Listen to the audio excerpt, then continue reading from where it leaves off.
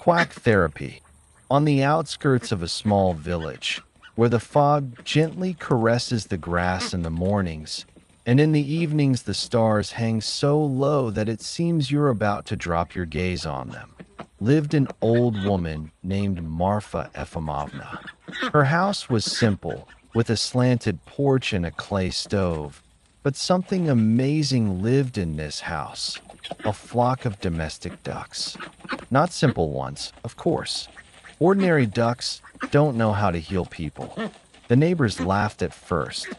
Marfa has gone completely crazy, they said.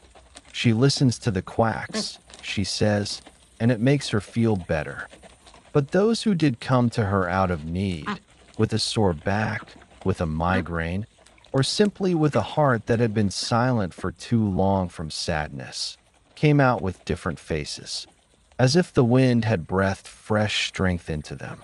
A smile appeared, their gait became lighter, and their eyes cleaner. Marfa would seat the guests on a bench near the barn and say, "Sit, breathe, listen," and the concert would begin. The ducks in the aviary would come closer, raise their heads, and start quacking. It wasn't just quack quack. It was like the murmur of a spring, the twittering of spring, a quiet song that only those who have never known evil sing. One would begin, dully and importantly. Another would pick up, clear and clear. And then the whole flock would turn into a real polyphonic choir. People listened. Some cried. Others laughed. Someone would fall asleep right on the bench and wake up, as if after a long rest. One day a doctor from the city arrived.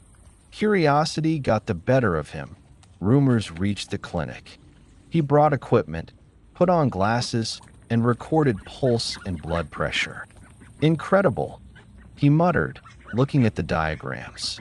"The pressure stabilizes, the breathing rate is even, the cortisol level drops."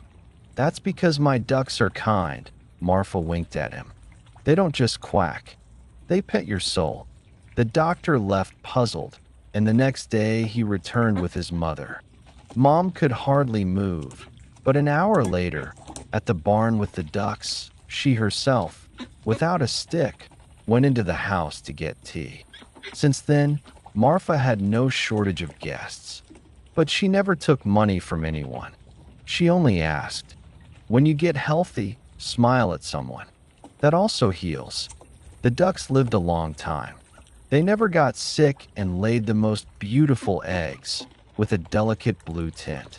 And when old Marfa left, quietly, in her sleep, to the evening chorus of her ducks, the whole village came to see her off. And the ducks that day quacked especially loudly, as if they knew that they were singing not farewell, but gratitude. They say that whoever hears that quack at least once will never forget it. And in the most difficult moments, if you listen closely, a barely audible quack quack begins to sound in your chest, and it becomes easier. Because maybe it is true, a kind quack heals better than any pills.